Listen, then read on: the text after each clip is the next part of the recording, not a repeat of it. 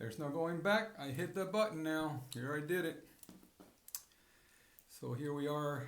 If you watched my first intro episode, I appreciate it. Thank you for coming into this second one. And today I want the topic to be around validation and maybe share with you a story.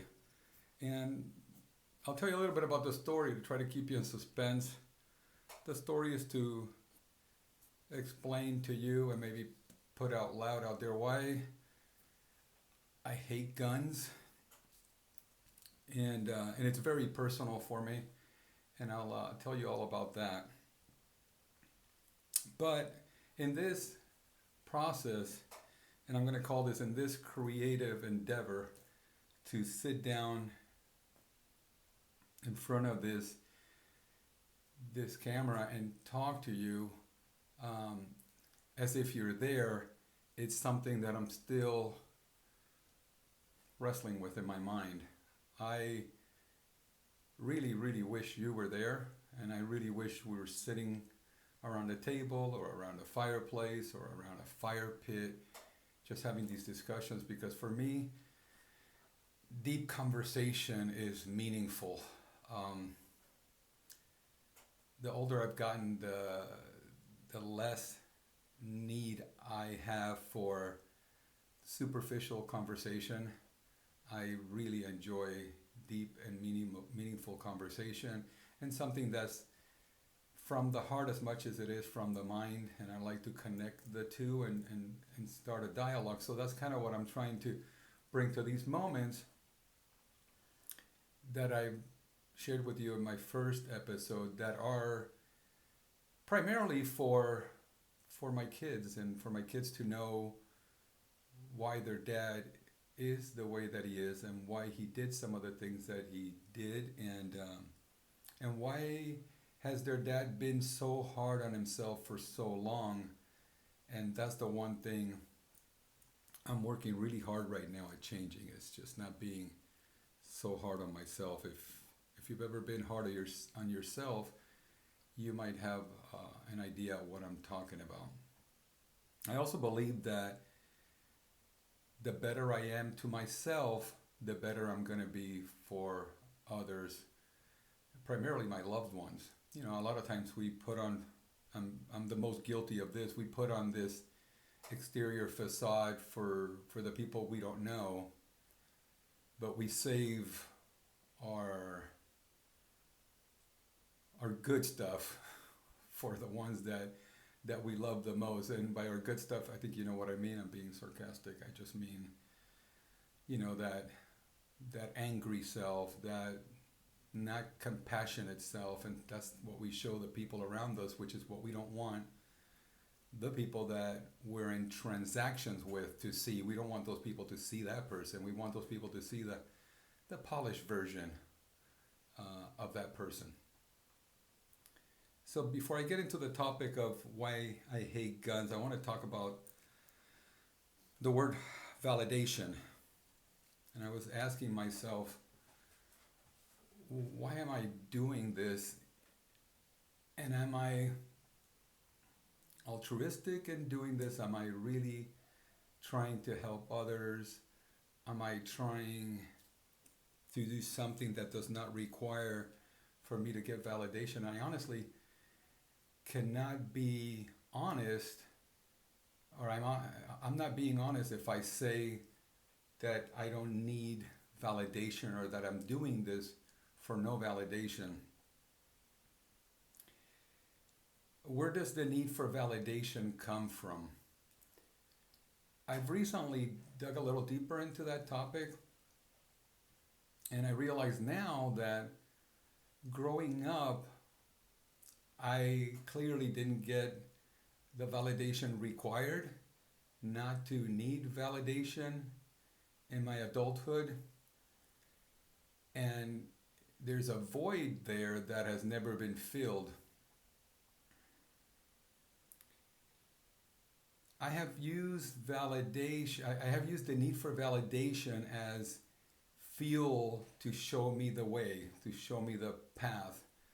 So for example, if somebody said, that I did something really well, then that was kind of my path. I just would focus or hone in on that and do more of that. But at times too, when things got hard, if I wasn't validated fast enough, then I call it ripping the band-aid. I would rip the band-aid very quickly, and I didn't want to sit with that pain long enough to see what was on the other side. And I can't imagine the amount of lost opportunity because I had never really waited to see what was on the other side. You know, when I was living in New York City, I was 18, 17 to 19. That's about the ages where I lived in New York City. And I started doing some acting and commercial modeling. And I was just starting to get a little bit of traction, but it just wasn't fast enough. And I was broke, so I just couldn't stick with it, and I just needed out. And that's kind of what I did. And then I wondered, you know, I saw people that were in my acting class that back then they were not as good as I was, and they went off to have pretty amazing careers in that industry.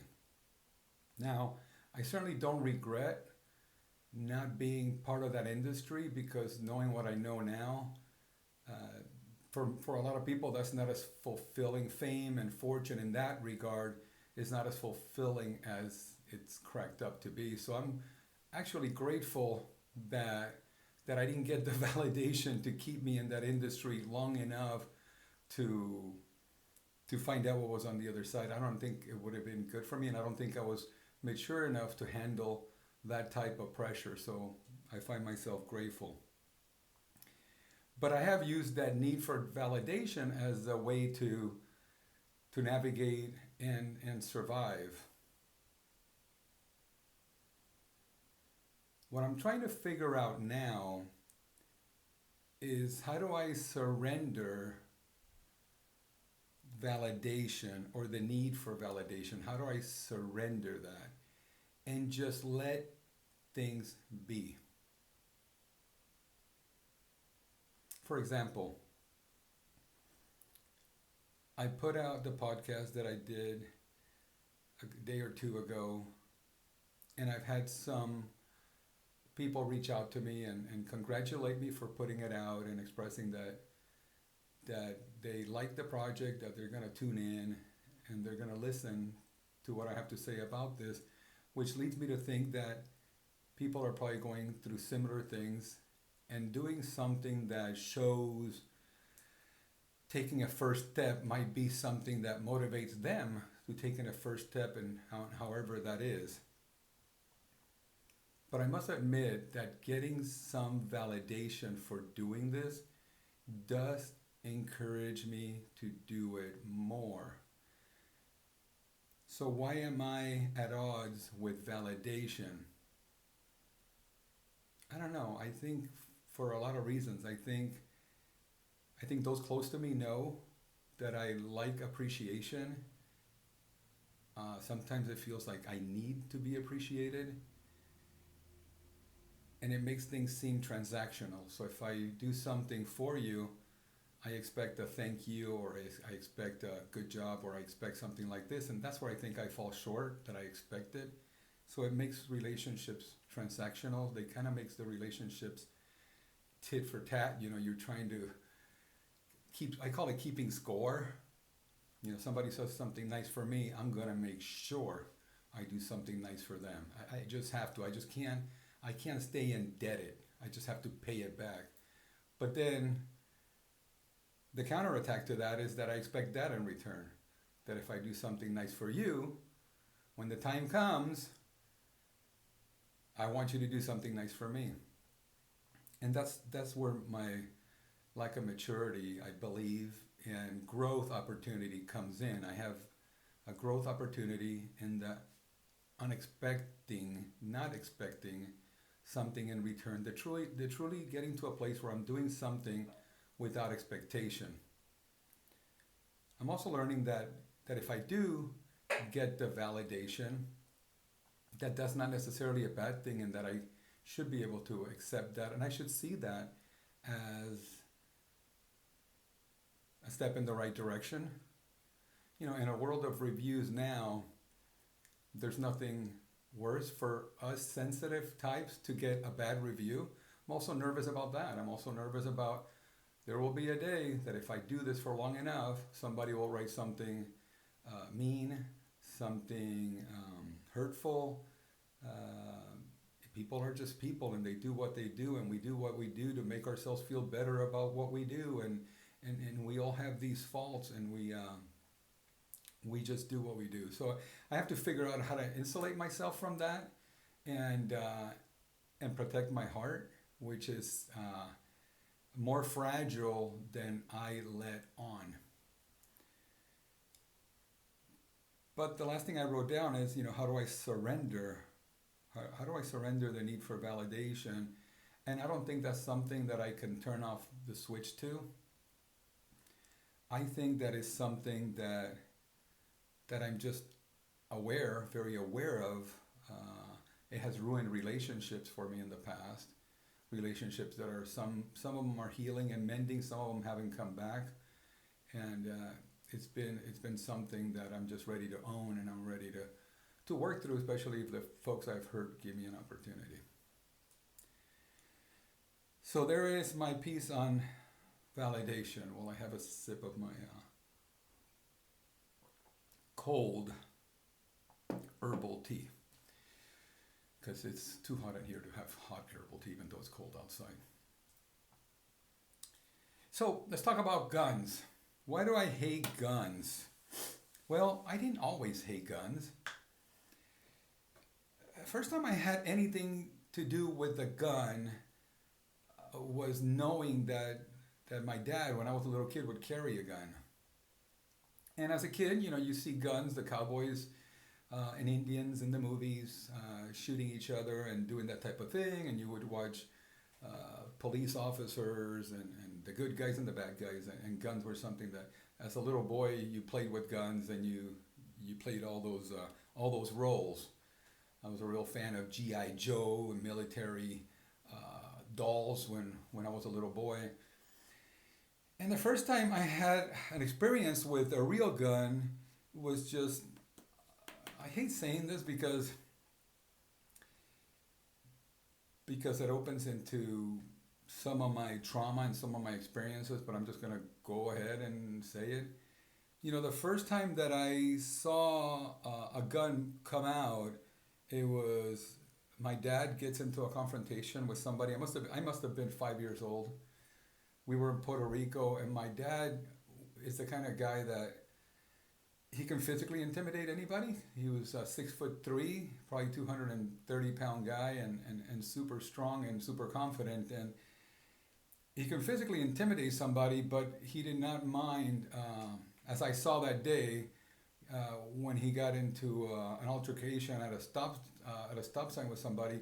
He literally got out of the car with his gun that he took out of the glove compartment, proceeded to walk over to the other gentleman's car and put the gun to his head.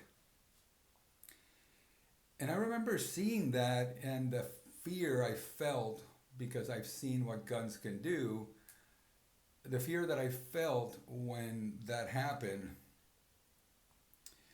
Fortunately, nothing happened. My dad scared the person to his knees, leaving him there. He gets back in the car, and I remember him looking at me and saying, "Wow, did you see that? He was scared." And at that point, I thought, well, my dad is a hero. My dad just did something pretty impressive. He got somebody that was yelling at him to stop yelling at him, and I thought, well, maybe guns are not that bad. And that was my real first experience with guns. Fast forward some years, then in my going back and forth from Puerto Rico to Miami, I was always kind of couch surfing from family member's house to family member's house, never had one place to live in. And my dad got involved with a group out of Miami called Alpha 66. And by this point, I must have been 12 or 13, 12, yeah, probably 12 years old. And my dad sends me out with this group to do some guerrilla training for this group, which was an anti-communist group, to try to, the goal was always to try to take Fidel Castro, um, overthrow Fidel Castro. So I would go to the Everglades and we would train and practice with AR-15s, M1s, M15s, these guns. And I was really, my cousins and all that were really into the guns. And my dad bought me a little shotgun. It was, I want to say it was, I think it was called a 410. It's a small gauge shotgun. He bought me the shotgun. And I used to go to his ranch and target practice. And I thought I was a gun guy. I like guns. And then I remember after that, I was living in Texas, and my uncle, my two uncles take me hunting in San Antonio, Texas. By this time, I'm probably 13 years old. They take me hunting in San Antonio, Texas, one early morning. And a long story short, me and my uncle didn't hunt for anything. I was always curious and wondering if I can kill anything. And if I was really wired to kill things.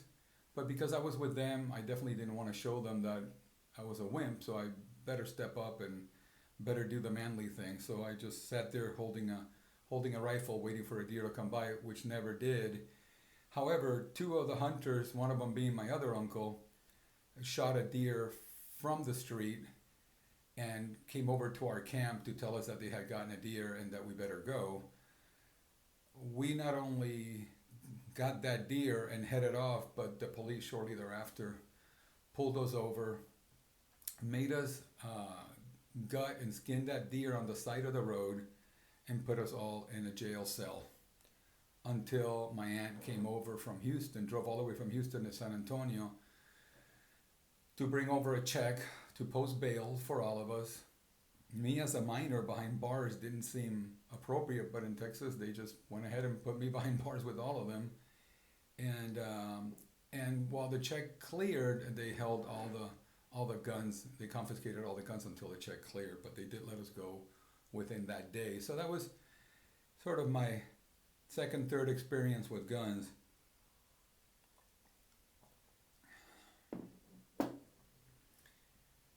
So then after that, I moved back to Puerto Rico with my great aunt, my grandmother's sister, who put me in a Catholic school.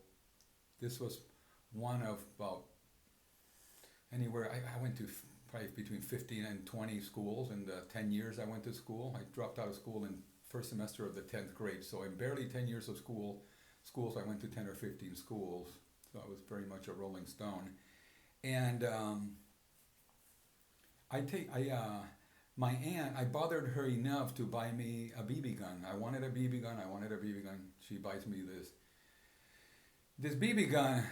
And one day, bored in the house, I was sitting on her balcony, and I decided that I wanted to shoot this bird. It was a little finch, just a little tiny bird. And I was a pretty good shot shooting cans and all that, so I guess I must have been a good shot that day because I shot that bird. And it hung on one foot from the railing and just dangled there and hanging on to his life so he wouldn't fall from that third or fourth story apartment balcony down the building. And I just remember the feeling of that moment. I felt horrible. I just felt so ashamed, and it wasn't the feeling I was looking for. I thought I was going to get a totally different rush, the one that I saw other people get when they shot at something or they got a deer. They were celebrating, they were happy, and I was not happy. But I never expressed that to anybody because that wouldn't be a manly thing to do. So in some ways, I still, at that point, I didn't have an issue with guns, but I kind of did have an issue with what guns could do. And considering that this was only a BB gun or maybe a pellet gun, I realized this is nothing compared to what high-powered rifle like I've used before in those guerrilla camps or hunting out in the bush. The damage that can do. Another time, back in Texas again, with one of my uncles, we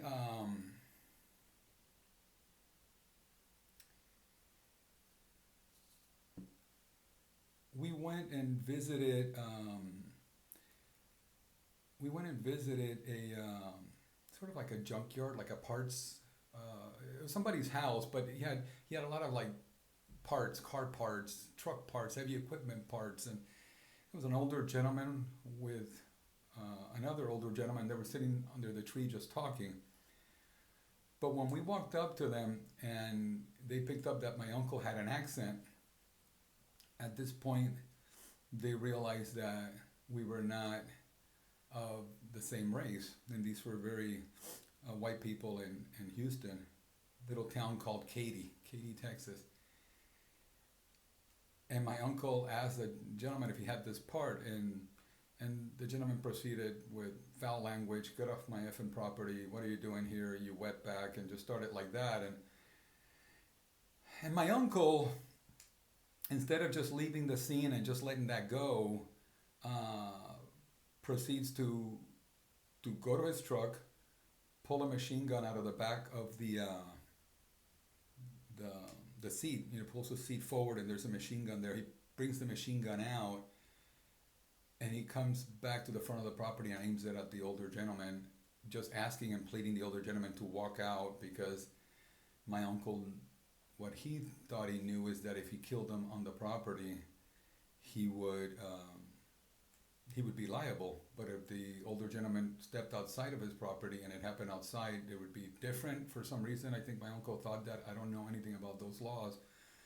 But I remember looking at my uncle as a 13-year-old, yelling at him not to do that, to please not do that, because this gentleman was probably in his 70s or 80s. He didn't have that much life left, and my uncle was probably barely in his 30s at that point.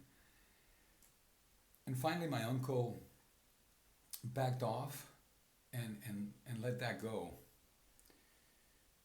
So that was another one of those experiences that I just thought, man, having these things around, if you're volatile, you might do something you might not be able to come back from. So I'm trying to go right into my next experience. There's probably experiences that I've had that I've blocked off, that I can't recall, but I'm just bringing up the ones that I do recall.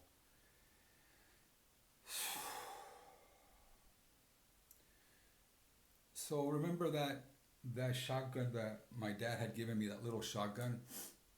My dad married another woman who happened to be the mother of a young kid my age who actually went to 8th grade with me, and I ended up living sort of my junior high school friend, my middle school friend became my buddy, became my brother. You know, we lived together, and boy, he was the coolest kid, and we had just a great relationship for the first time in forever.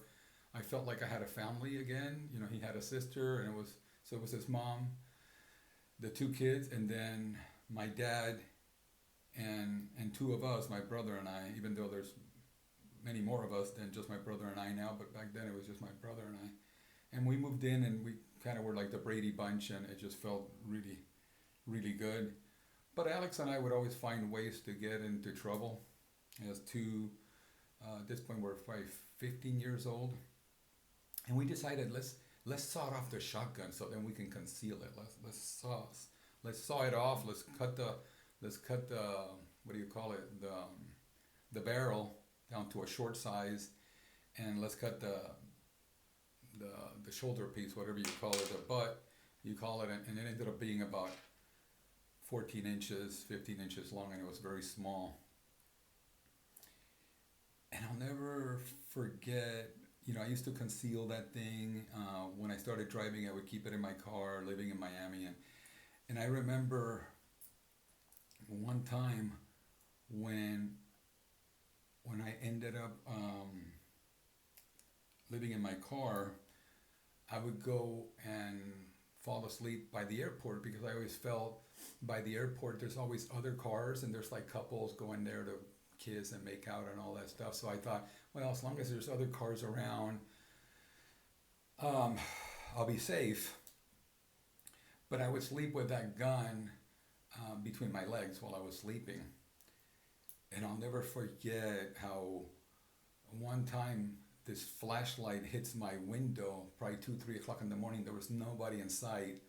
And a flashlight hits my window, and it's a police officer pointing his flashlight at me, telling me to get moving. What am I doing there? And I had that gun between my legs. And all I kept thinking is, man, if that guy sees this gun, he's going to pull his gun out. He's going to shoot me right here. And luckily, I was able to conceal it enough, and he wasn't suspicious enough to ask me to do anything. The gun just fell on the floor when I stood up. He didn't think anything of it. I got in the front seat of my car, and I just drove away. And that was another one of those times when I thought, this could have been bad. This could have been really bad.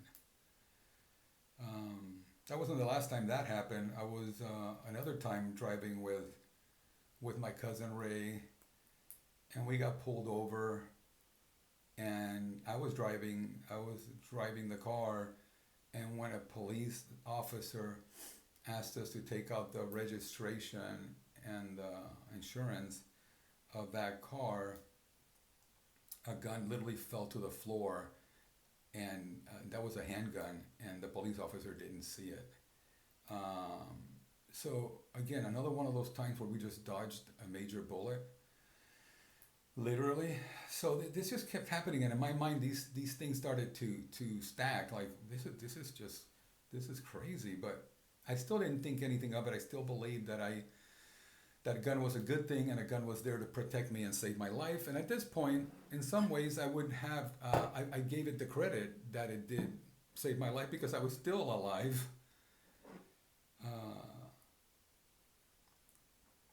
So this is where the crescendo starts to build up.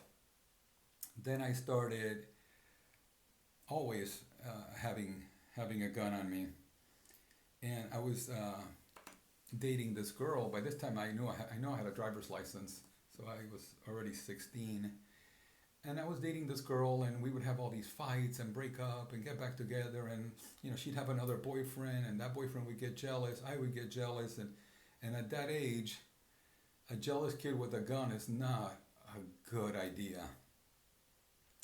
But my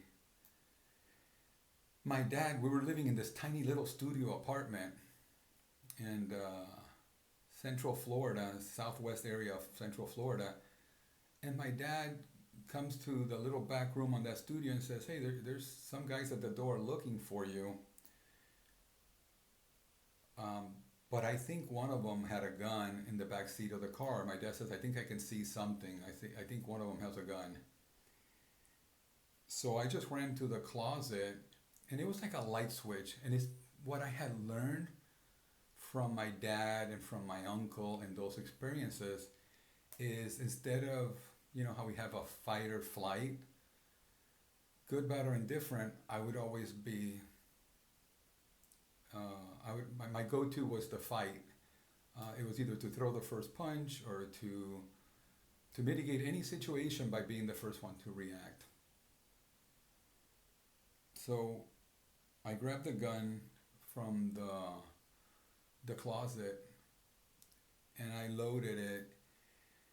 And I remember, I don't know if I had watched the movie Scarface and I thought it was Al Pacino or what the hell I was thinking. I was wearing these little shorts back in the day. You wear those, the shorts that, what's the name of the guy that would do all the, oh my God, I can't believe I can't remember the name of this trainer that would help people lose weight. Richard Simmons. Richard Simmons would wear these short shorts. They were called dolphin shorts. They're like little nylon shorts. And then we would wear cut off t-shirts. So it was a total Miami look. It was the most ridiculous thing with the long knee-high socks. And I remember I ran out that door and there was literally four guys across the street up against the wall, and I ran at them so fast with that gun, and all I saw myself doing was shooting at them, and a shotgun could have probably hit all four of them if I shot from the right distance. And lucky for me, my dad saw something in me that he knew that I wasn't just bluffing. He knew that I was feeling threatened enough that I was going to pull that trigger. And my dad literally ran he came from behind me and just yanked the gun straight out of my hands and told those guys to get out of there.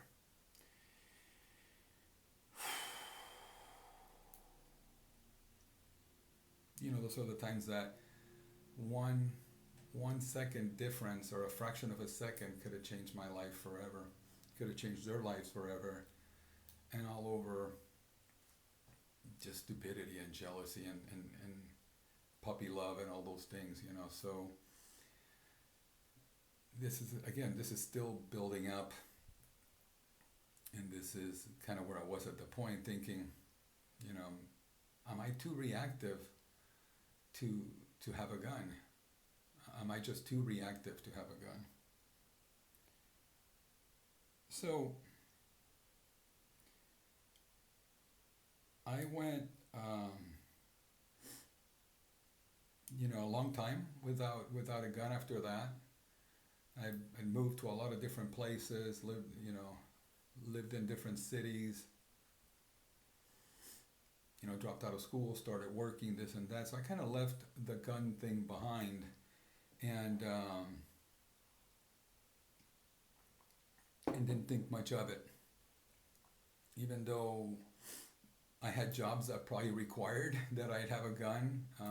In the securities industry, I was a bouncer at a club in New York and things like that, and there were moments where you would have thought somebody would have been smart to have one, and I didn't have one, but it ended up being okay. But fast forward some years when I went from moving from New York City to Napa, I meet Susan, and the whole story of how I met my wife is something that I want to do an episode on, because that's got all kinds of nuggets that I want to share with you about that story. But one thing that I'll fast forward into our courtship, and meeting Susan and taking that girl away from suitors was a battle. I just didn't realize how big of a battle. Susan had already been married, had 2 little kids. She had already separated with her husband. The divorce was about minutes away from being recorded or finalized. And then she had another suitor. And consider I was 20 years old when I met Susan, and these guys were all much older. They were probably more like mid-30s, guys in their mid-30s. She was dating this cowboy. I think he was probably about 30 years old. Her ex-husband was probably getting closer to 40. He was quite a bit older. And, and these guys were really threatened that this 20-year-old kid came out of nowhere, and he's the one really getting the attention from this girl. So we're at the place where after Susan and I go through some of our turmoil and how to establish that, how to tell the cowboy, hey, she's my girlfriend, you're out, this and that. I put up the boundaries, and he went away. Everything was okay there. But I didn't realize that the ex-husband was scorned, and badly, more than I ever imagined. So I remember when we were moving in together, we're moving from a town 20, 30 minutes away from Napa named Vacaville. We're moving from Vacaville to Napa. I'm using Susan's dad's little pickup truck filled with furniture. By myself, Susan drove herself with the kids to the little apartment. And it's the middle of the night. Wait a minute, I'm saying that wrong. The kids were not there. Susan was in the car with me. If the kids were in the apartment, they would have been in the apartment with my mother-in-law. My mother-in-law must have been watching them because she's the only one that would watch them at night. But Susan was in the car with me because at one point when we got close to the apartment, I told Susan, I said, I think somebody's following us. And it was pitch black. And the car that was following us pulled over and parallel parked. Then I went down the street, I made a U-turn, and I started to come back. And I literally slowed down next to that car. It was a Nissan Sentra. I'll never forget that brand of car. I look at the car slowly, and there's nobody in the car. So I'm thinking, okay, well, the person must have gotten down and looked and gone into a house or something, so they must have not been following me. Susan didn't think anything of it. I asked her if she recognized the car. She said no. And then we went over to the apartment because I didn't want to go straight to the apartment and be cornered in the apartment, which is precisely what happened. Susan gets out of the little pickup truck, goes into the apartment. I stay behind to start unloading the truck. And as I go to put one foot outside of the truck, out of nowhere comes Susan's ex-husband, who I'd never seen before, with a gun, points it at me, and from about 6-7 feet away takes 2 shots and misses my head by inches. And the reason I knew it was by inches because if I'm sitting right here, the rear view mirror was right here and the bullet went right through that rear view mirror that was right by my head. Here's what I found interesting. What I found interesting is that at that point, adrenaline kicked in, and instead of feeling fear, I felt anger, and I decided that I was going to as he was running away, after taking the 2 shots, I was going to put the truck in reverse and run him over. That was my initial, I got to run this guy over. But then in a moment of clarity, I realized that he's still holding the gun, and if he's only taken 2 shots, there's still probably many more, which led me to continue to drive down the street to a California Highway Patrol station and bring in the police. And then the police came back to the apartment to talk to me and Susan and do all that. So at that point, I didn't think anything of it. I just thought, okay, this happened. I survived. It's not a big deal. You don't think these things are going to affect you in any way.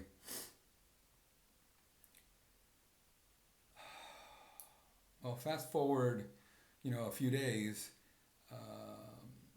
he turns himself in. Susan's mom had enough pull in the county of Napa to make sure that there was no bail for him. He had to do a hearing, and from the hearing, he literally had to do, I think he did about 5 years in jail over an attempt to harm with a deadly weapon, or I don't think it was attempt to murder, but it was attempt to harm with a deadly weapon or something like that. But the guy did a full 5 years, and that was with an early release. He would have done more if he misbehaved. But what happened after that was, and I never saw that coming, was the trauma. And I didn't know I had it until Susan, she was being kind, she gifted me a 9mm gun, and she gifted me a beautiful big shotgun. And I thought, okay, well, I'm well armed. Nothing like this is ever going to happen. This guy's in jail. We're going to protect our house. We're never going to get caught like this. What happened after that was weird, considering that this guy was behind bars. People would look like him. When people would drive by my house, once I moved out of that apartment, we moved to we were living at Susan's mom's house. And we were living in Susan's mom's house. People would drive by the house, and if they slowed down, immediately, whoever was behind that wheel, it looked just like that guy. And one day, I literally could have sworn it was him. I literally walked up to a guy with a 9mm and put the gun to his head thinking that it was him. And the person pleaded for his life and drove away and never came back. And I don't know why that person didn't call the police on me. But at that point, I realized I'm going to kill somebody, and it's because of all the trauma and all these experiences that I've had with guns since I was a little boy. At this point, I proceeded and sold every firearm I had. I don't even think I sold them. I think I gave them away. And I've never had a firearm since. And I always say to those who argue that firearms are something that we have to have, I would have to say, yes, with a strong psych evaluation, with real stringent testing, with temperament, with temperament testing and things like that. Yeah, because not everybody should have a gun in their hands, even if it's to protect themselves, because they might end up hurting themselves or another. And that's my whole thing with guns. I just, after that, I've never been a fan ever again, never had a desire. I actually have a lot more respect for guys that hunt with bows, or guys that have to go out and do challenging hunts in challenging locations for food. The whole trophy hunting thing, if it's not to feed somebody, I just don't understand it. I don't want to make this about my opinion about guns, but I just want to share with my kids and anybody who cares to hear this that is my position based on my story, and what I'm hoping to do at the end of every one of these episodes is to, to just come out with a lesson, come up with a lesson. What is the lesson? What is the lesson in all this? Is that, I think for me is that we're not all created equal. We all have different nervous systems and things that have damaged us in some ways. But I would also say that I know there are a lot of people that shouldn't be around firearms. And to me, that's pretty obvious from my own experience. I also believe that there are police officers that shouldn't have firearms to slip through the cracks, and they end up going out there and they may overreact because just out of straight fear or out of their experiences and out of what triggers them. So how do we make things a little bit more secure? I think in this case and for this format, what I would say is for us to think about ourselves and who we are. And what I've learned is that I'm the only person that can change my environment. I can change things about myself so that I can navigate in a more effective, efficient way where I don't hurt somebody or myself. Because I know that anybody that has a gun or buys a gun, even if it's for their freedom, it's because they want to live through something. They don't want to be the one on the losing end of anything. So for me, I have found that living without guns has given me a lot of peace, a lot of freedom, and I don't live as paranoid as I used to. Now, I'm also going to say that I am privileged by living in an area that is not a high crime area.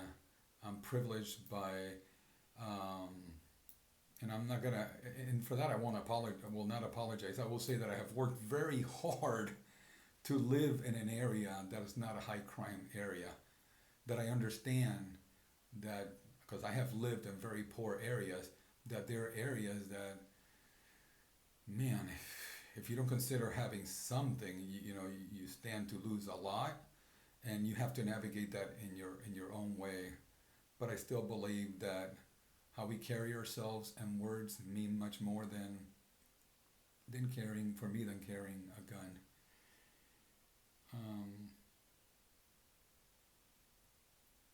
Yeah. How do you say that without being judgmental, though? Yeah. Yeah, I don't judgmental about it. There are a lot of people in my life who have licenses to carry guns, have licenses to carry concealed guns, and I will tell you they do have the temperament to be able to carry a weapon. They have the temperament to get out of a situation without having to resort to violence as a way to cope or a trigger. You know, they don't get triggered like that. They have a more even keeled nervous system. And in some way, I can see where people like that like the sport of it, and can handle themselves in a situation that would be threatening. I think I'm pretty sure I cannot. So that's just one truth that I've had to deal with. And I guess in this episode, what I would say is, you know, we have to deal with the hands that were dealt, and my truth and the way I came up has led me to where I am now, is to realize that it's not good for me. But if it's good for you, or it's okay with you, and you're that person, that I do respect you for it, and I will not make a judgment on that, and I'm not better than you because I don't. I just know me. So, what's next? So that was my whole story about guns. Thinking about what I'm going to do for my next episode, and some of the topics that come to mind. I want to tell you about, you know, how I met Susan. There's still some other gun stories that I want to share with you that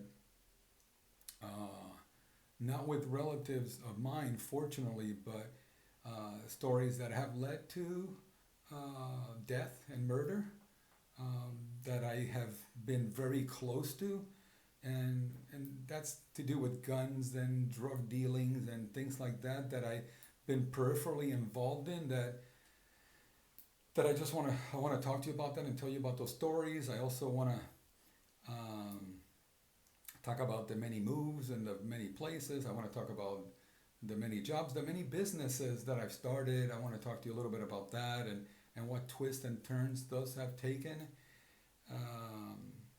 And also want to talk about this transition that I'm going through, and the surrendering around, you know, a 30-year career and a 30-year business that was very successful, and how to get off of that hedonic treadmill and come back to a place of creativity.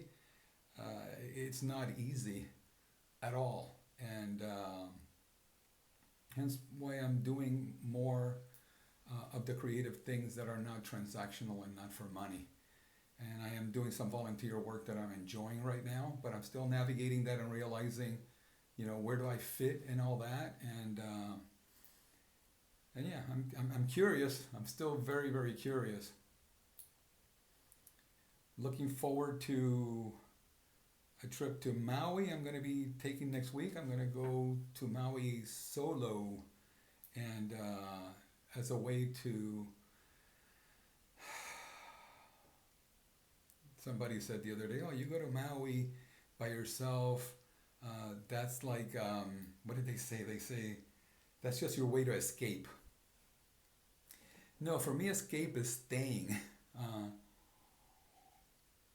When I leave somewhere by myself, that's when I have to do work, because I only have myself to talk to.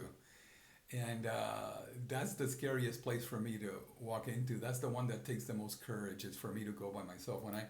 When I did that 220-mile hike on the John Muir Trail by myself, I did it because I wanted to confront the fear of being alone at night.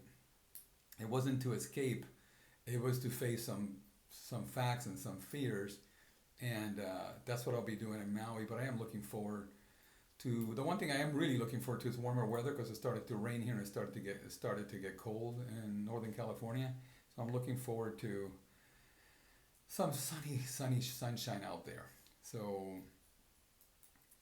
I'll let you know what I am going to release for the next episode pretty soon. I don't know how often I'm going to do these, but my heart is saying more often than you probably know, more often than I think. I think these are good for me, and I think your validation is, although not necessary, it does tell me something, and it is important to me, and I do read every comment and I will respond to you.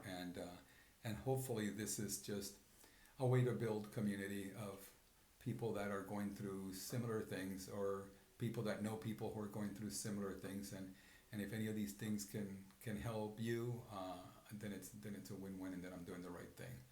Just like just like just like drawing. I'm spending a lot of time drawing almost every day, and the medium that I like the most is pencil.